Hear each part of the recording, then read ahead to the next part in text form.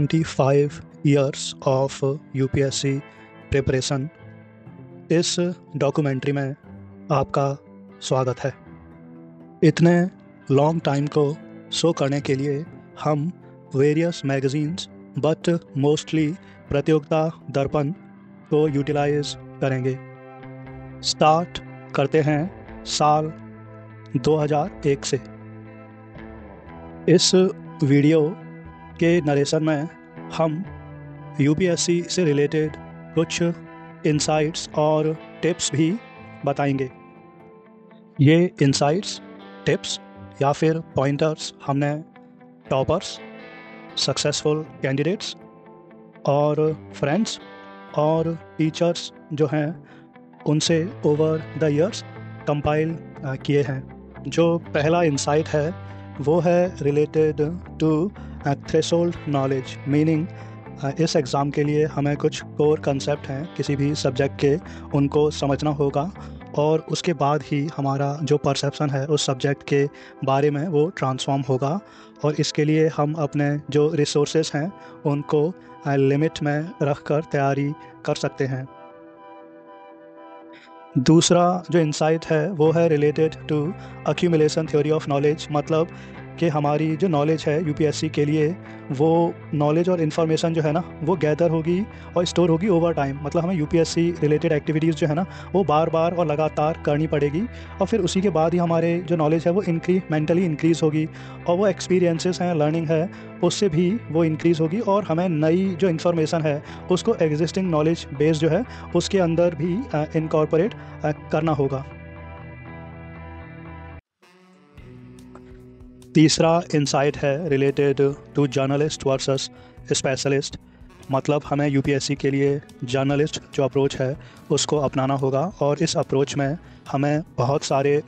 Subjects और जो topics हैं वेरियस टॉपिक्स उनमें इंटरेस्ट के साथ एक जर्नलिस्ट एटीट्यूड के साथ उनको सीखना होगा।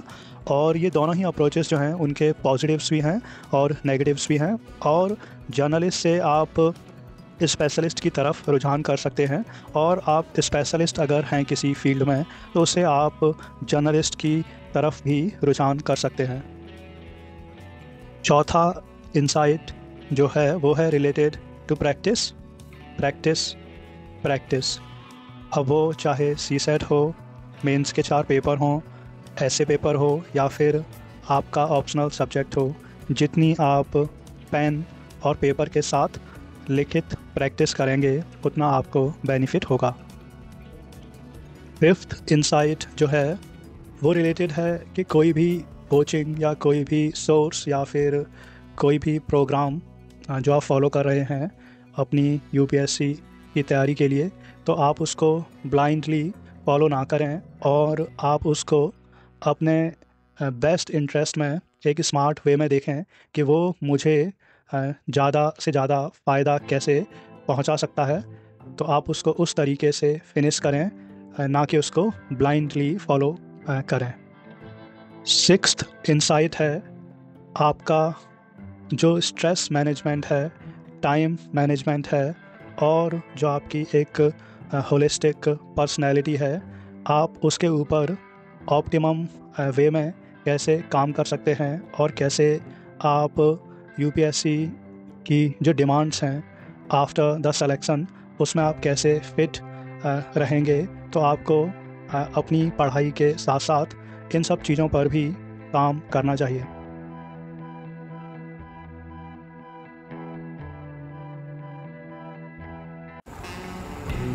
सेवंथ इंसाइट है related to no perfection and coming back,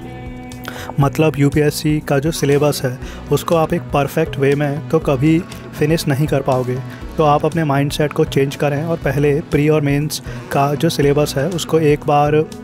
finish करें, चाहे वो एक इम्परफेक्ट तरीके से ही हो, लेकिन आप उसे फिनिश करें और फिर बाद में जिस तरीके से जो डायनामिक नेचर है एग्ज़ाम का और जो डिमांड होती है उस हिसाब से आप वापस आएँ और चीज़ों को सेकंड टाइम और थर्ड टाइम पढ़ें। एट्थ इंसाइट है related to mapping out years and resources, मतलब अगर आपका जो इनिशियल अटेम्प्ट हैं उनमें आपका सिलेक्शन एक अच्छी रैंक के साथ होता है, तो ये एक बहुत ही अच्छी बात है। लेकिन जो ईयर है उसको आपको मैप करना होगा कि उसमें कितना टाइम, मनी और आप उस पूरी ईयर या फिर एक अटेम्प्ट की जो साइकिल है उसको आप कैसे मैनेज करोगे, क्योंकि अगर ये टाइम इंक्रीज़ होता है तो जनरली ये टफ़ होता है, वो दोनों तरीक़ों से टफ़ होता है, रिसोर्सेज, टाइम, और उसमें मेंटल हेल्थ का भी एक फैक्टर जो है वो जुड़ जाता है। तो आप अपनी ईयर को मैप आउट करें रिसोर्सेज के साथ। 9th इंसाइट है रिलेटेड टू डाउट, कि आपके मन में जो डाउट हैं related to knowledge, related to UPSC, या जो जनरल डाउट हैं जैसे कि मुझे आईएएस या यूपीएससी क्यों करना है, या फिर करना भी है या नहीं, या वो डाउट नॉलेज से रिलेटेड हो सकते हैं, वो सीसेट से रिलेटेड हो सकते हैं। तो आपके जो भी डाउट हैं आप उन डाउट को किल करें और आप मूव करें डाउट से क्लैरिटी की तरफ। ये जो इंसाइट है या ये जो टास्क है जहां आप डाउट जो हैं उनको ख़त्म करते हैं और आप क्लैरिटी गेन करते हैं, ये आपके लिए गेम चेंजर होगा in this exam. 10th insight है रिलेटेड टू एंथुजियाज़म। इस इंसाइट में हमें जब चीज़ें टफ़ होंगी, मेंटल हेल्थ अफेक्ट होगी, फेलियर्स होंगे, डिस्ट्रेस भी होगा, हमें इन सब चीज़ों के बीच एक हेल्दी एंथुसियाज़म जो है इस एग्ज़ाम की साइकिल में हमें उसे मेंटेन रखना होगा और ये हमारी हेल्प करेगा। 11th इंसाइट है रिलेटेड टू 1 सब्जेक्ट 1 नोटबुक, मतलब कि एक सब्जेक्ट के लिए एक नोटबुक होगी और एक मेन रिसोर्स होगा। फॉर एग्ज़ाम्पल पॉलिटी के लिए आप एक नोटबुक बनाते हैं और एक मेन बुक लेते हैं और उस नोटबुक को उस बुक से पहले कम्प्लीटली समझने की कोशिश करते हैं और फिर बाद में उसी 1 नोटबुक में जो करंट अफेयर हैं या फिर जब आपने पहली जो बुक है वो कम्प्लीटली 1 या 2 बार अच्छे तरीके से फिनिश कर ली है, उसके बाद ही आप उसमें सेकंड या फिर थर्ड, जिस हिसाब से आपके पास टाइम या रिसोर्सेस हैं तो उन्हें ऐड करें। 12th इंसाइट है लास्ट वन स्टैंडिंग। इस इंसाइट से मतलब ये है कि शुरुआत में तो सब कुछ बहुत धूमधाम से होता है, हम चीज़ों को फिनिश करने की कोशिश करते हैं, बुक्स को पढ़ते हैं, नोट्स भी बनाते हैं, लेकिन आफ्टर सम फेलियर, कुछ सेटबैक्स या प्रॉब्लम्स के बाद हम एक डाइंग प्रोसेस में चले जाते हैं और हमारी जो प्रोसेस है यूपीएससी की जो प्रिपरेशन है वो स्लो हो जाती है या फिर